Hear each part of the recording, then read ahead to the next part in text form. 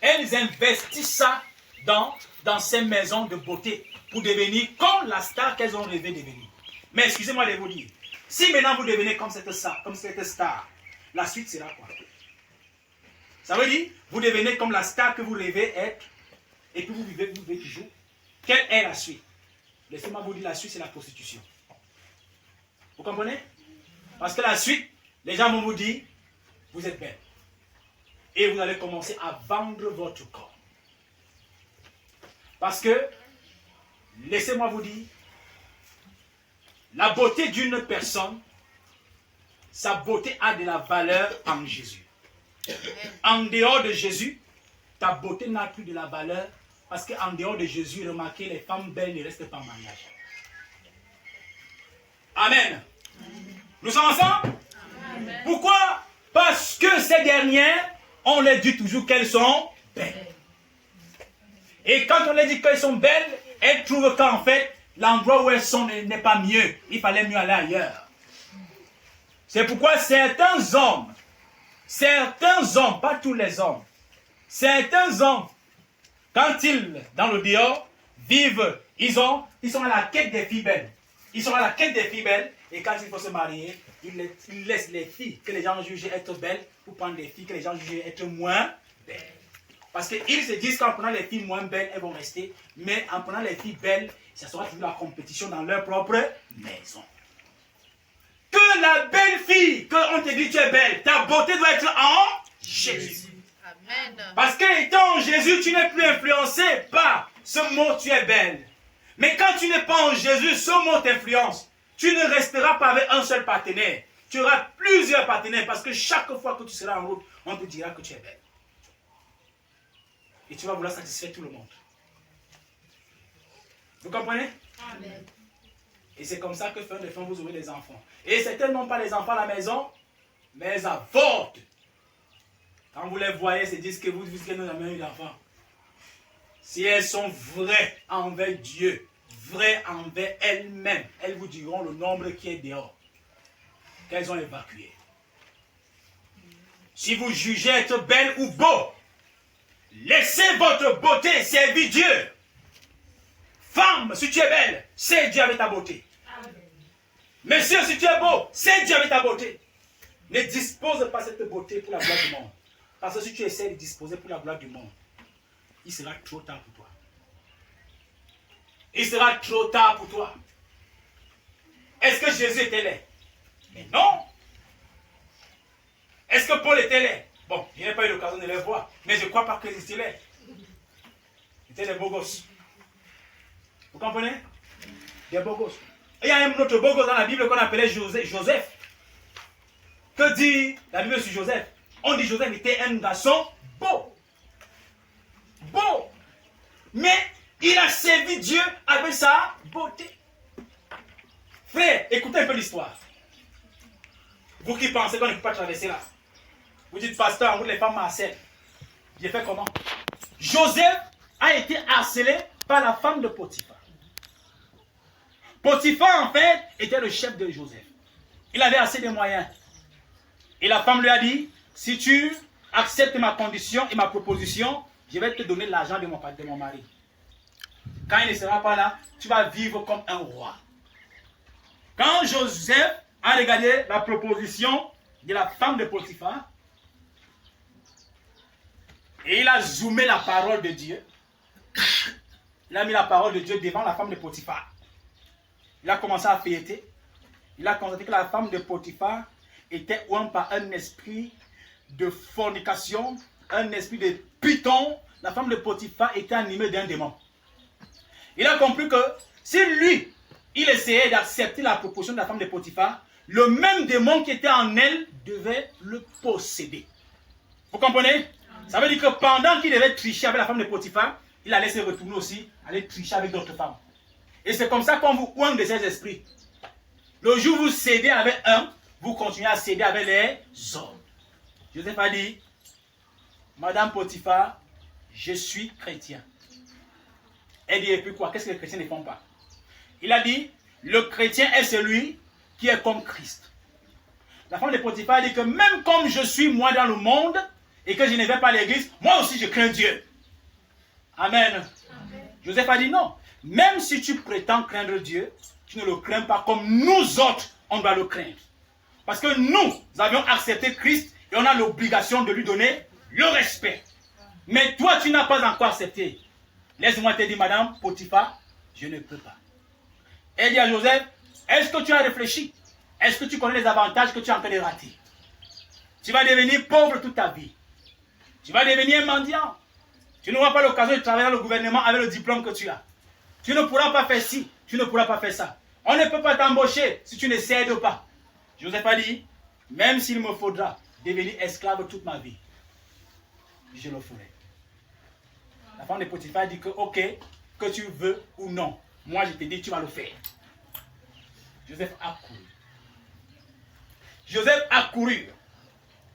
Et pendant qu'il criait, il courait, la femme de Potiphar a tiré l'attention des gens. Que voilà Joseph qui est en train de fuir. Il a voulu m'abuser. Alléluia. Amen. À cause de la vérité, vous sentez que votre chemin est en train d'aller vers la prison. Ne tremblez pas. Ne tremble pas. Si tu es en train de pratiquer la vérité et que tu constates que cette vérité que tu pratiques est en train de t'envoyer dans un feu, ne tremble pas parce que celui qui a les mêmes éléments chimiques que toi aussi va venir te soutenir dans ce feu. Amen. Joseph est allé en prison et la femme de Potiphar dit c'est bon. Il t'avait dit que si tu me refusais, tu allais en prison. Elle a gonflé le muscle, elle a dit que c'est elle. Quand elle parle, on ne doute pas parce qu'elle a son mari dans la main. Mais elle ne savait pas qu'elle était un instrument par lequel Dieu passait pour élever Joseph. Est-ce que vous comprenez un peu? Amen. Elle était un instrument. Elle a dû croire avoir terrassé Joseph. Elle s'est dit qu'elle a nuit Joseph. Elle s'est dit qu'elle a fini la carrière de Joseph. Mais jamais. Personne ne peut nuire votre carrière. Amen. Personne ne peut vous détruire. La seule personne qui peut vous détruire, c'est Dieu. Amen. Aussi longtemps que vous serez en train de mettre la parole de Dieu en pratique, le chemin que vous employez vous mène vers la gloire. Amen. Même si à l'instant, la gloire que vous voyez sont des épines sur lesquelles vous marchez et ça fait couler votre sang. Sachez que les cicatrices là vont s'arrêter un jour. Amen. Le saignement va s'arrêter un jour. Quand maintenant Joseph devient gouverneur de l'Égypte, Potiphar est au service de Joseph. La femme de Potiphar, où est-ce qu'elle a mis sa face? Quand Joseph convoquait le conseil des fonctionnaires de l'Égypte et qu'il disait venez avec vos femmes. Quand la femme de Potiphar arrivait, elle ne pouvait pas fixer Joseph dans les yeux. Amen. Quand Joseph parlait, la femme de Potiphar était toujours comme ça. Parce que Satan a toujours honte de vous quand vous pratiquez la parole de Dieu. Amen. Satan, il ne peut pas vous regarder dans les yeux. Il ne peut pas. Quand vous passez, il est toujours comme ça. Parce que vous pratiquez la parole de Dieu. Et il y a une chose, c'est que quand Joseph est devenu gouverneur, Joseph n'a pas dit, allez me chercher la femme de Potiphar, vous la parlez. Jamais. Joseph a pardonné. Il a pardonné. Pourquoi? Parce que le pardon est en Jésus-Christ. Il y a plein d'histoires similaires. Nous devons être des chrétiens.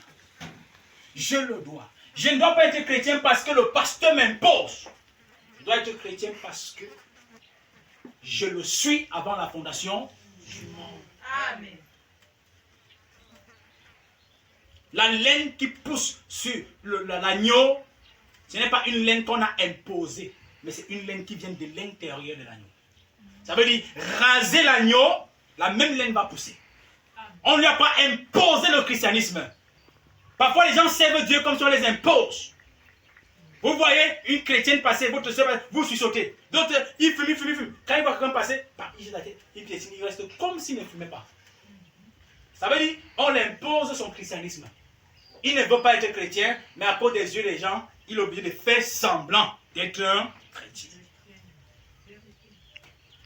Il y a d'autres, quand on dit jeûne, la personne se lève et dit, je vais aussi jeûner. Quand il sent ou elle sent que les gens sont distraits, prend un peu de l'eau, quand il boit, il sent les pas, il dépose, il fait comme ça, il reste sérieux, il fait comme si vous voulez, il prend une mine de quelqu'un qui a eu 3 jours. Ça, on est en train de te forcer. Tu te dis qu'on te force, mais ne fais pas ça parce qu'on te force. Fais ça librement. Amen. Aimez librement. Priez librement. Parce que si vous ne priez pas librement, vous serez en train de dormir même quand on prie. Quand vous venez à l'église, non? Ce n'est pas moi qui ai dit que sortez de vos maisons, venez à l'église. Et quand vous êtes venu à l'église, quand le message passe, laissez votre cœur être ventilé par l'air. Vous comprenez un peu? Ne condensez pas votre cœur. Du genre que le cœur commence à gonfler, ça va étouffer. Hein? Il y a des jours où on vient à l'église, à 9h, on rentre à 13h, non? Il y a des jours où on rentre à 11h30, n'est-ce pas? À 12h, n'est-ce pas? Même à 15h. Dites aussi Amen.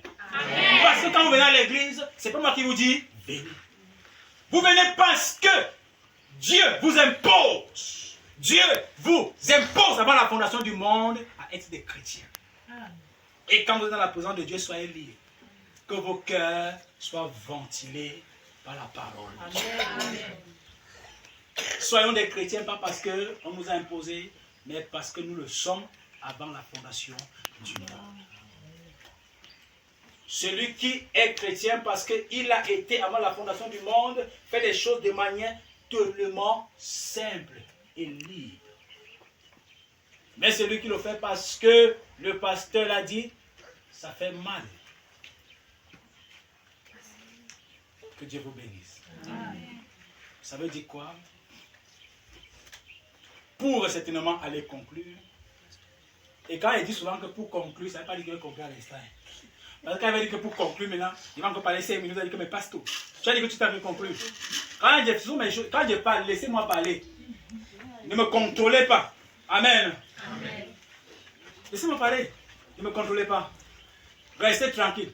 Vous avez vu quelqu'un, quand on a entendu l'arme comme ça, qu'on va tirer?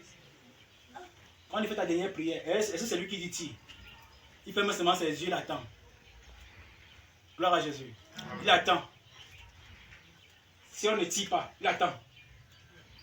Si comme ça, quand les gens sont partis, on n'a pas tiré, dès qu'il ouvre les yeux, il voit qu'on ne l'a pas tué. Il bénit Dieu. Mais si son âme sort, il voit son corps à terre, il bénit toujours Dieu. Quand vous êtes à l'église, soyez libres. Vous comprenez? Amen. Donc, comme je disais, pour aller vers la conclusion, Christ habite dans les gens.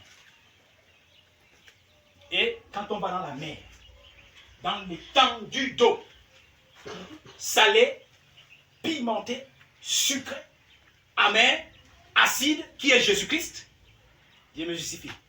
Sucré parce qu'il nous bénit, n'est-ce pas? Amen. Amer parce qu'il nous dépouille des choses qu'on aime. Acide parce qu'à des moments, nous sommes obligés d'accepter certaines choses qu'on ne doit pas accepter. Pimenté parce que quand on nous insulte, nos cœurs s'enflamment, mais il nous dit qu'on ne se venge pas. C'est pas vrai? Quand on arrive devant cette étendue d'eau, on dit à Dieu, Seigneur, je t'accepte comme étant sauveur. Mon Seigneur, mon sauveur. On ramasse une cuillerée dans cette eau. Ce n'est pas la quantité qui est importante. Vous comprenez? C'est la qualité d'eau qui est importante. Parce que si on ramasse une cuillerée, les mêmes éléments qui sont dans l'étendue d'eau se retrouvent dans la cuillère. On porte cette cuillerée d'eau, on verse en vous, vous devenez textuellement comme l'étendue d'eau. Vous comprenez? C'est pourquoi Dieu dit, celui qui a la foi comme un grand de s'élever. Ça veut dire une petite foi. Il pourra déplacer une montagne. Dieu ne regarde pas sur ta quantité d'années du christianisme, mais il regarde sur ta volonté de devenir chrétien. Il regarde sur ta détermination. Écoutez-moi, je vais vous dire, celui qui a accepté Jésus maintenant et qui meurt maintenant va au ciel.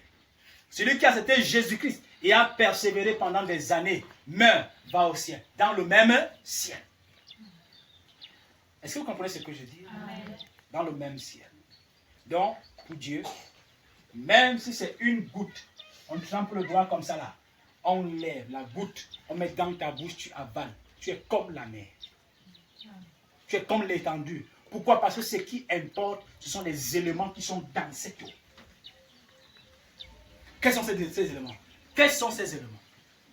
Qui peut me dire, par hasard, quels sont les éléments qui sont dans l'eau qui est Jésus-Christ? Qui peut oser? Oui, mon frère? L'amour. L'amour, voilà. Oui. Tout ça, Dieu te bénisse, Dieu vous bénisse. Les dons de l'esprit. Pardon, oui, les dons de l'esprit, n'est-ce pas? Les fruits de l'esprit, pardon, les fruits de l'esprit. Dans Galates chapitre 5, verset 22. Voilà un peu ce qui est dans la mer. Et si on retrouve tout l'ensemble de ces choses, on a trouvé le Saint-Esprit. Et maintenant, quand le Saint-Esprit se tient dans vous et qu'il étend son audace en vous, quand il étend son autorité en vous, on voit les dons de l'Esprit. Avant qu'il y ait les dons de l'Esprit, il faut d'abord qu'il y ait les fruits de l'Esprit. Est-ce que vous comprenez?